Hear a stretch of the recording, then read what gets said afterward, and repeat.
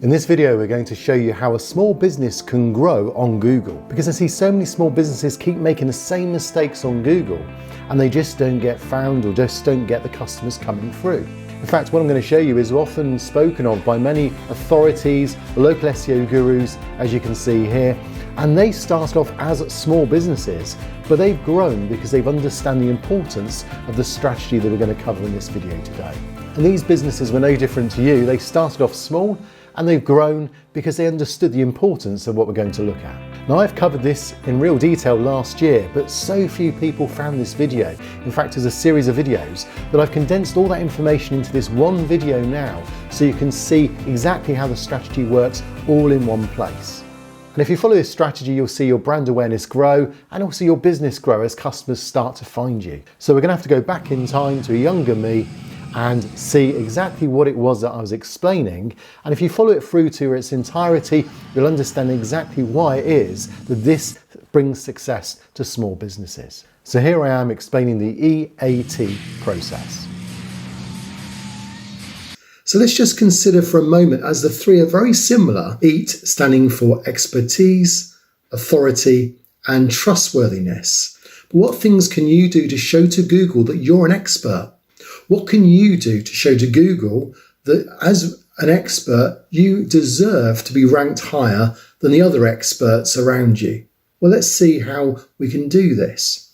The first question to ask really is, why is being an expert so important in SEO terms? Well, to illustrate it, imagine you're on Who Wants to Be a Millionaire? The £1 million question. It's the last question, and the question's all about kings and queens of England. And you've got no idea, but you've also got a phone a friend. So who do you think of? Well, you think of an expert on history in this case, and you can confidently phone your expert and ask him the question. But of course, if he says he's an expert on history and then can't back that up with any substance, well then what use was that person saying he's an expert? And of course, we can be an expert in one field and not in another. So I might be an expert on Google My Business, but I know nothing at all about the history of kings and queens. So don't phone me as a phone a friend if that's the case for kings and queens of England. The point is saying we're an expert is one thing, but backing it up with substance is what we're looking for. And that's what Google is looking for. And the challenge Google has is there's no algorithm that can do that. The only way that can be done is by humans looking at the content that you're producing and then deciding whether or not you sound or look or give enough evidence of being an expert in your field. But there are things that you can do to show Google, and particularly to show those Google representatives that you're an expert, if that's the case. So there are human quality raters by Google that they assess the results that Google's producing by means of the algorithm, and then they'll then manually do tweaks and they'll feed back to Google whether or not the tweaks that have been made are actually showing the experts at the top of the search engine results. So even though you can't actually manipulate the results with Google, by being an expert and showing you're an expert, that in itself will give Google evidence that they need to put you to the top. And another thing you can do as well is you can check to see what authority you've been given by Google when it comes to your website and your domain authority. And so how do you know you're an expert in your field? Well, again, this is often down to votes or backlinks. So if you go to SEMrush, again, I'll put a free trial down below in the comments below. And there you can then see that if you go to backlinks, 3.7k, 485 referring domains. So these are like votes that are saying, yes, we vote that this is an authority in its area. And so that's an important part. You can click on this as well, actually, and it'll give you then all of those that have voted for you in effect, which is then a list of how they've agreed it, what they've said, and so on. So that's, again, something you can build on from SEMrush. It's worth saying, though, that being an expert isn't necessarily needed in all fields, all categories, all businesses. So think about your business. Is being an expert, say, window cleaner, as important being an expert doctor, or being an expert surgeon, or being an expert solicitor? So you can see certain types of businesses require different levels of expertise, and that will affect your customers one way or another, depending on how much of an expert they need. So what's actually needed to be an expert, and how can you show Google's visitors that you're an expert in your field? Well, it's all really about the content on your website, but also we're going to see a few things you can do with the Google My Business as well. So first of all, just think about the content. Does it show that you're an expert in your field? Does it show you know what you're talking about? Does it show that you're an expert by means of experience and knowledge? Have you shown off what skills you have? When you think about on Google My Business, you could look at the categories you've chosen. These in themselves will show the types of skills you've got.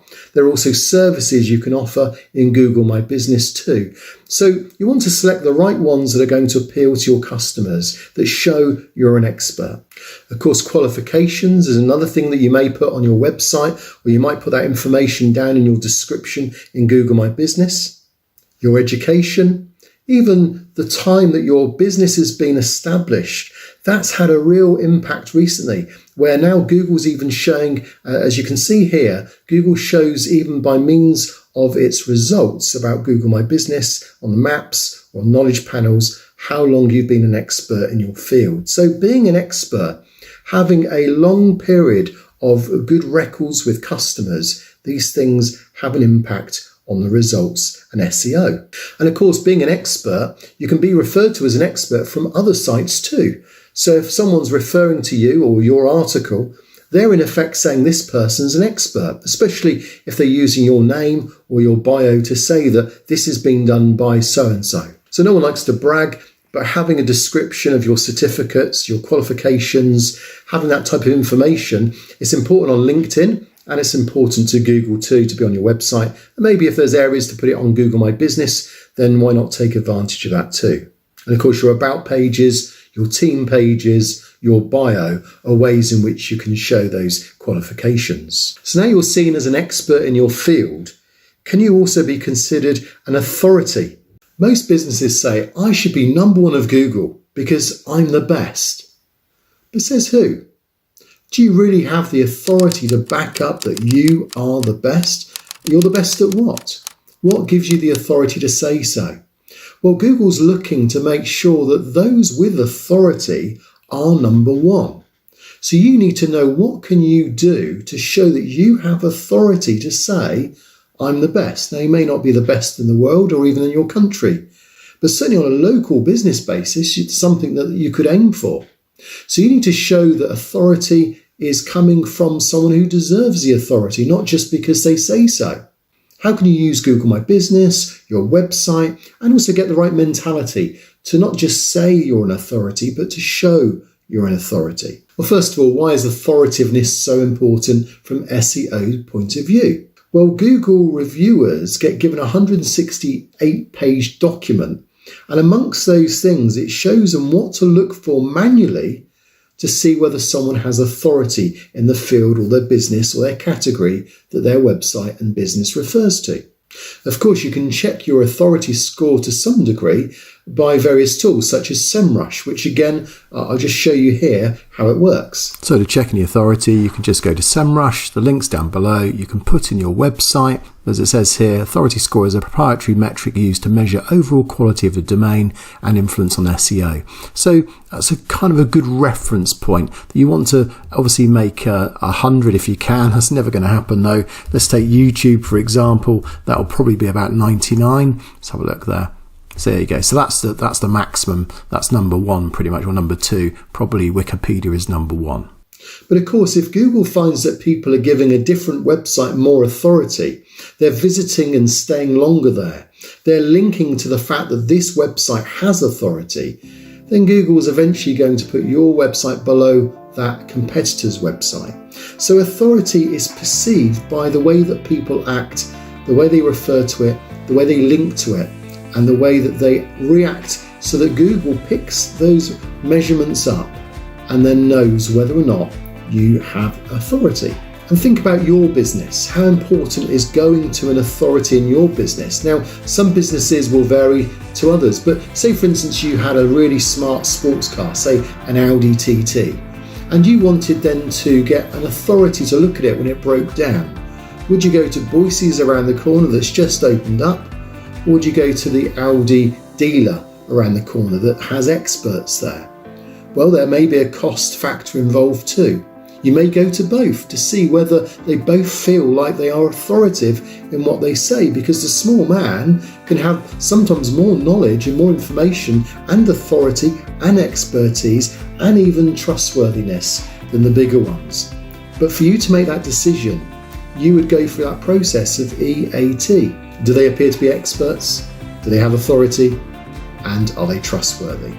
And it's a human factor that makes that decision. So what's needed to be an authority in your business or your industry? Well, it can vary depending on the business.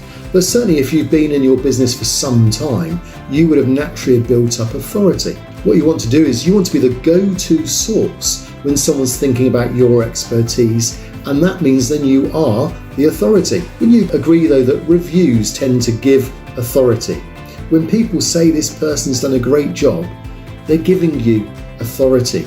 So reviews in Google My Business are always going to give authority, especially obviously good reviews. On Google My Business, you can check out your reviews by clicking on this, and here you have then a list of those that have reviewed you. Or if you go into your map, you'll see there again your reviews, and even sections like here, experience. If you click on that, you see those that have mentioned that you've got experience. So again, good if they can use words like authority, experience, and trustworthiness. But of course, reviews can also come from references. And social media is full of people being able to rate you, give you thumbs up. On LinkedIn, you can be an expert in various fields and get votes on that. People can give recommendations on Facebook. People can give retweets on Twitter. All these things are building an authority around your business and what you claim you do. Your news articles can gain authority. They can be linked to. That gives authority. If people are referencing perhaps an article or a document or a PDF or even an infographic, that can give you authority. But another way in which you can demonstrate authority isn't by just having good articles, but it's by keeping them up to date. So you want it to be factual, but you also want it to be up to date so that people feel that when they go back to you as an authority, you still know what's current. Now, one of the easiest ways to gain authority in Google My Business is to answer your questions that your people or your clients are asking. So if a client asks a question, then put that question forward on the question and answer area. And then you can even seed questions that will give you an authority. So that'd be a real top tip there if you've got a Google My Business account. So now you've shown you've got authority, but you need to now build up trust. How can you be trustworthy? When someone says, trust me, it doesn't really imply that they're any more trustworthy. In fact, often with trust, you gain trust over time. Your actions gain trust. What you do gains trust. So what can you do to make your business be considered trustworthy? Well, time's always going to be involved when it comes to trust. And you can lose trust quite quickly if you do things the wrong way.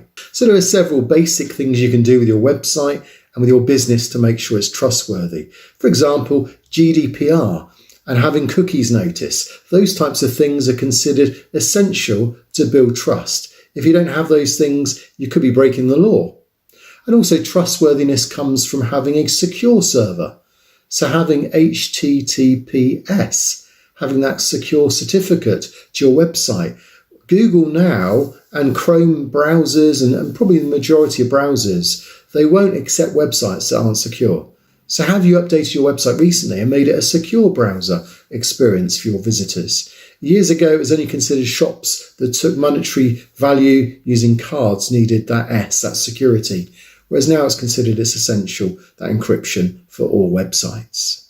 And if you're a business, do you have clear policies on how people can get a refund or how they can get their money back? And when they go to your contact page, is it difficult to know who you are? Well, if you're building trust, you'll be transparent. You'll tell them who you are, how they can contact you, and what they can do so that you can amend things and make sure they have a good business experience with you as a customer. And think about your business. Does your business require trust? Well, if it's a shop, e-commerce, if it involves money transactions, certainly trust is definitely going to be needed. I mean, if I had some money and I wanted to invest it in a bank, would I be able to trust a bank that I'd never heard of? Would I go online and just find a bank and then invest my money with it?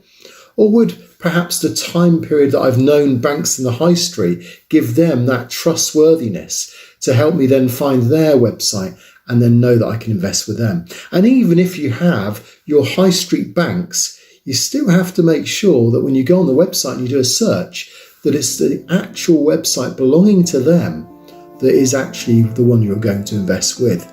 So never has trust been more important than the internet world we live in, where trustworthiness is of great value.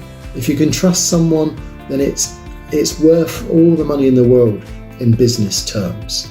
So what things are needed to be trustworthy? One of the things that tends to annoy business people is the fact that they have to verify their address, verify their business with a postcard that can take perhaps a few days from Google, if that's Google My Business that you're trying to get up and running. But bearing in mind, Google wants businesses to be trusted. So this is a reason why you can't just set up any business on Google My Business. You can't just have as many businesses as you want scattered through the area. Why? Because it doesn't give any value, and it certainly doesn't encourage trust.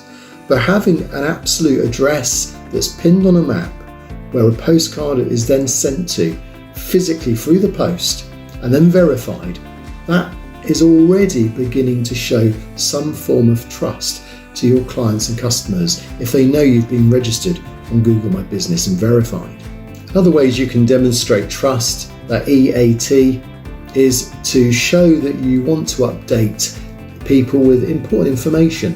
So again, using your news, using your updates is another way to build trust. You'll notice how Google My Business also takes the trust that's already been built on other platforms. So whether it's Yellow Pages or Yale, whether it's TripAdvisor, depending on your type of business. But that, if you've built up trust on other areas like Facebook, TripAdvisor, hotels.com, if you've already got trust on other areas, Google is happy to buy into that too. So you want to make sure it's all consistent, that these reflect exactly what you do. You want to make sure as you go down that the times are kind of fitting in correctly.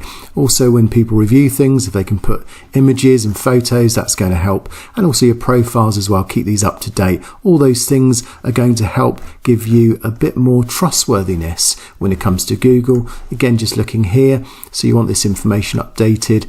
Reviews from the web, so building these reviews, external reviews, is always going to help.